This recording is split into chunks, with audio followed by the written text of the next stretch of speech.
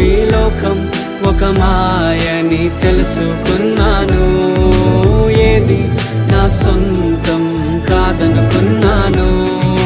తప్పిపోయిన కుమారుని నేనైతే నా కొరకై నిరీక్షించే తండ్రి నా యేసు.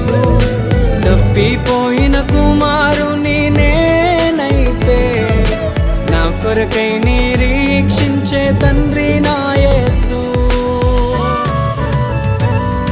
ఈ లోకమంతా నేను వెతకినా నాకు లేదయ్యా ఎక్కడా ఆనందం.